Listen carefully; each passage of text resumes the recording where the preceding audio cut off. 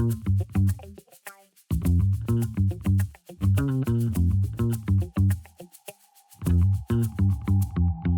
dois processos que mais transformaram o meu corpo. E aí, meu povo, sejam bem-vindos a mais um vídeo no meu canal. Se você não me conhece, caiu de paraquedas aqui, eu sou a Carol Ferraz e eu sou quase nutri, eu tô me formando agora. E eu já passei por muita coisa nesse mundo fitness, então já ganhei peso, já perdi peso, já fiquei mais gordinha, já fiquei mais musculosa, já fiquei mais seca, então já passei por muitos processos e aprendi muita coisa neles, além, obviamente, da minha quase formação, tudo que eu já estudei nesses anos, voltado, obviamente, pra nutrição esportiva, estética, que é o que eu quero seguir a partir do próximo ano. E se você nunca ouviu falar nos termos bulking e cutting, hoje eu vou te explicar tudo o que você precisa saber sobre cada um deles, por que fazer, por que não fazer, como funciona e dar algumas dicas de como que você pode fazer cada um desses processos da melhor forma. Primeiro, começando pelo bulking. O que é esse tal de bulking, cara? O bulking é o famoso ganho de massa muscular. Então, quando você tem o objetivo de ganhar peso, ganhar massa muscular, crescer, se chama bulking, vem do inglês, obviamente, né? E o cutting, ele é o processo contrário, ele é o processo de emagrecimento, de perda de gordura, de definição que as pessoas chamam. Ah, mas por que chamar de bulking e cutting? Eu acabei me acostumando muito por isso, porque eu acompanho muitas pessoas que falam disso, mas basicamente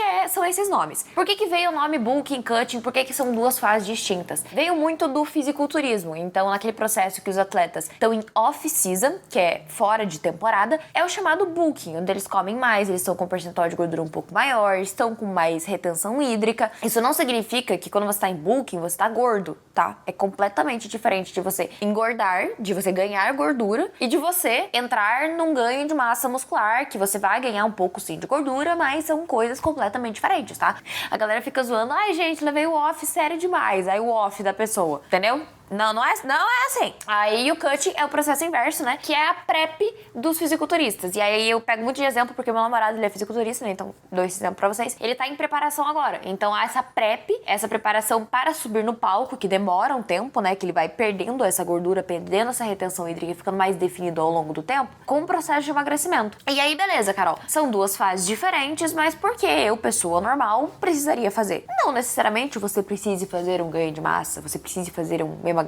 Tem muitas pessoas que, por exemplo, já tem um percentual de gordura mais elevado e aí quando elas só começam uma dieta de déficit calórico, melhorar a alimentação, fazer musculação, treinar muito bem, elas acabam já perdendo gordura e definindo. Então elas ganham massa muscular e emagrecem ao mesmo tempo. Isso é mais comum, principalmente para quem tem um percentual de gordura mais alto e para quem tá começando, né, iniciantes. Outra coisa é que a maioria das pessoas não são atletas, não são influenciadoras, não vivem disso, não tem isso como um hobby. Então, às vezes você fica oscilando entre um processo e outro, assim, às vezes fazer uma vez na vida é legal, mas viver assim pra sempre é muito difícil, sabe? É muito difícil que as pessoas comuns consigam viver essas duas fases. Mas se você conseguir, você quiser testar isso no seu corpo, tenho certeza que vai ajudar muito, muito mesmo. Foi algo que transformou o meu corpo. Eu já fiz esse processo algumas vezes. E eu vou explicar pra vocês, basicamente, por que eu decidi fazer dessa forma e não só continuei treinando, me alimentando bem, enfim. Pra quem já viu alguns vídeos aqui no meu canal, sabe que eu já fui muito magrinha, inclusive já tive transtorno alimentar. E eu comecei, assim, a acompanhar esse meio, acompanhar as pessoas. E eu sabia que se eu quisesse ganhar massa muscular, eu precisava comer mais, né? Eu precisava realmente comer mais. Só que apesar de eu ser magrinha, eu também já fui aquela falsa magra, né? Quando eu comecei na academia realmente, assim, há 5 anos atrás, a fazer tudo certinho,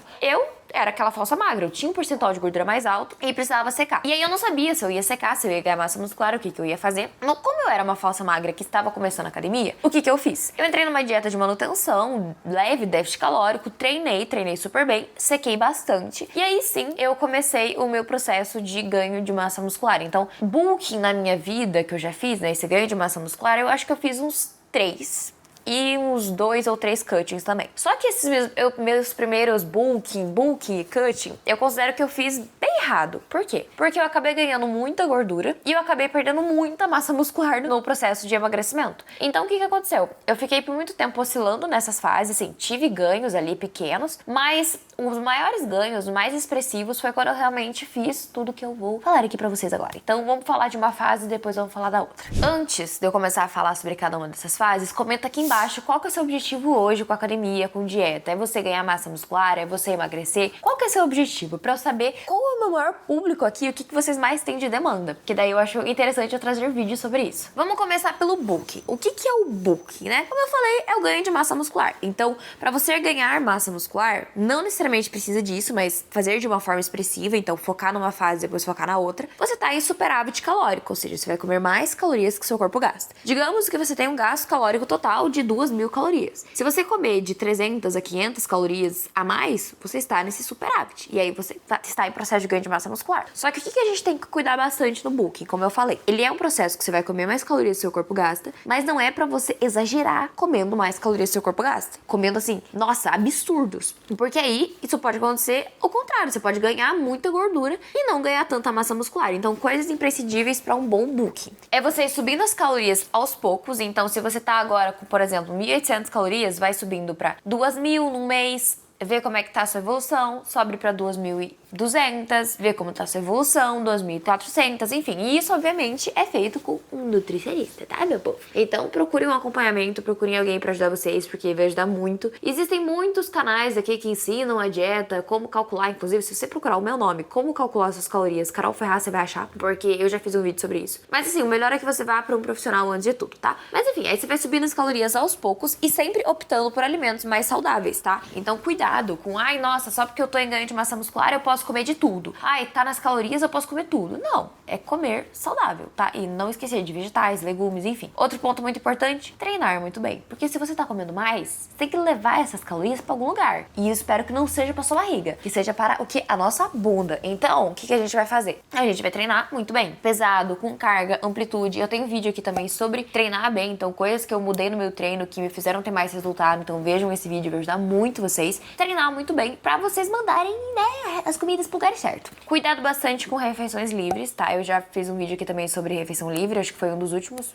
bem próximo desse, sobre uma refeição livre que eu fiz. E aí eu dei algumas dicas pra vocês, porque você já tá comendo mais. Então, se você tá comendo mais, aí com uma refeição livre junto, daí, né, você pode ganhar mais gordura. Então, cuidado pra não exagerar nas refeições livres. Não que você não pode comer, pode, mas cuidado pra não exagerar. E começar esse bulking, esse ganho de massa muscular, com um percentual de gordura baixo. O que eu vejo de gente começando, ai, gente, vou começar um bulking, vou começar um ganho de massa. E aí você olha pra pessoa e a pessoa ela tem um percentual alto. Às vezes é melhor ela reduzir, começar mais magrinha, com um percentual mais baixo, pra ir entrar no ganho de massa muscular. Que foi o meu primeiro ganho de massa muscular realmente bom. Que eu sequei, fiquei bem seca. Aí fiz 8 meses, 9 meses de ganho de massa muscular, algo assim. E aí sim eu tive um resultado muito expressivo. Porque eu parei de ter medo de comer. Antes eu tinha um pouco de medo da comida. Treinei muito bem, parei de pular meus cardios, ou seja, anotem outra coisa, não pulem seus cardios em off, não é porque você tá em ganho de massa muscular que você não precisa fazer, você precisa. Então eu comecei a fazer mais os meus cardios e comecei com um percentual de gordura bem baixo. Então assim, não que eu meça, porque eu realmente não media, mas por fotos ele tava bem baixo, a minha pele tava bem fina. Então esse é o momento de você começar um ganho de massa muscular. Outra coisa é que é inevitável que você ganhe gordura. Então mesmo eu que comecei sequinha, que como os alimentos certos, que fiz cardio, que treinei bem, ganhei gordura. Então é inevitável, gente, é inevitável. E depois desse meu primeiro bulking, eu ganhei um pouco de gordura.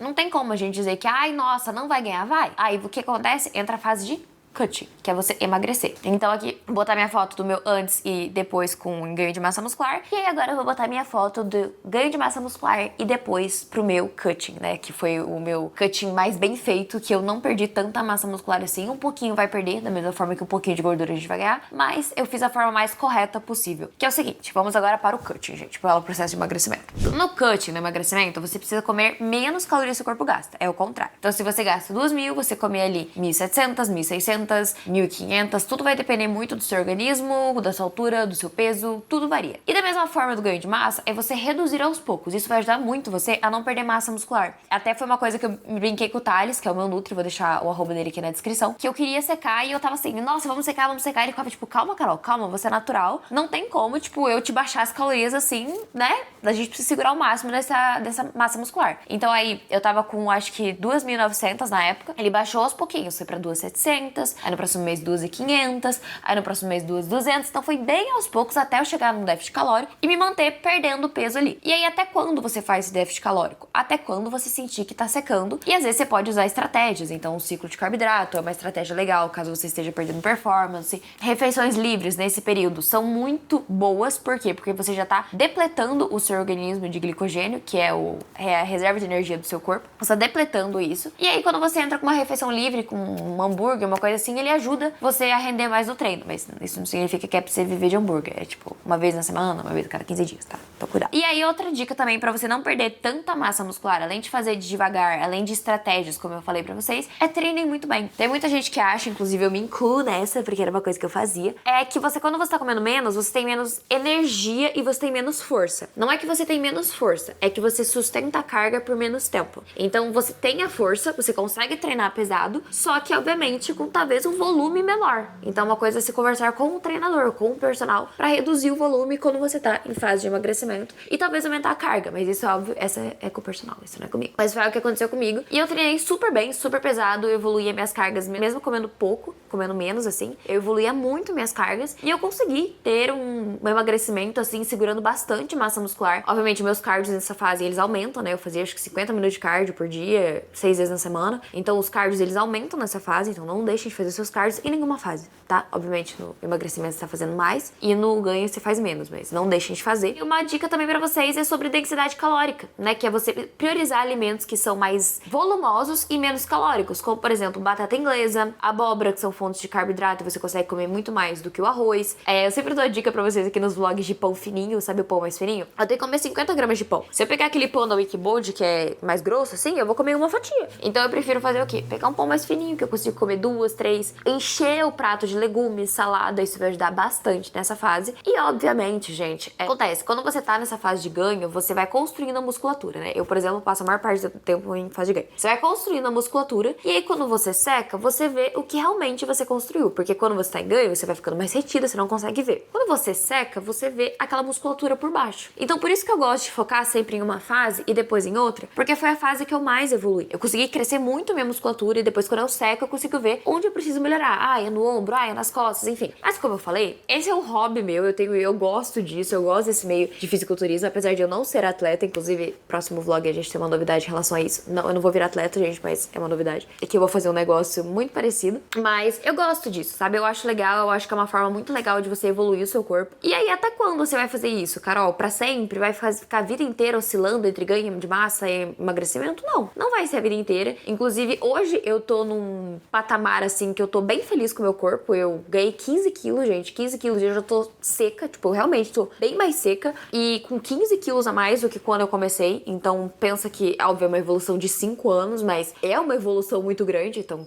15 quilos de forma natural pra uma mulher, tipo, sabe, é bastante coisa. Porque eu realmente fui focando em cada processo e fui tendo muita paciência. Mas hoje eu tô num período que se eu me mantesse no corpo que eu tô hoje, ficasse numa fase de manutenção, pra mim ia ser ótimo, pra mim ia ser perfeito, até porque eu tô com uma rotina super corrida por conta de estágio, TCC, enfim. Então eu não sei necessariamente se eu vou entrar numa fase de ganho desse ano, não sei se vai ser um ganho expressivo, se vai ser só um superávit calórico ali por conta da minha rotina, mas não sei. Não sei exatamente, eu vou passar por esse projeto que eu vou fazer agora com vocês, que eu vou falar no próximo vídeo. E aí, depois a gente vê, né? Mas espero que vocês tenham gostado do vídeo, que isso tenha ajudado vocês de alguma forma, porque tem muita gente que fica com dúvida, né? Por que eu falo tanto de cada um dos processos, principalmente lá no Instagram? Por que eu falo tanto disso? Por que eu trago tanto esse assunto? Por que eu oscilo entre uma fase e outra? Então acho que esse vídeo pode ter ajudado bastante vocês. E qualquer dúvida que vocês tenham sobre cada um dos processos, comenta aqui embaixo que eu vou responder todo mundo. Um beijo e até o nosso próximo vídeo.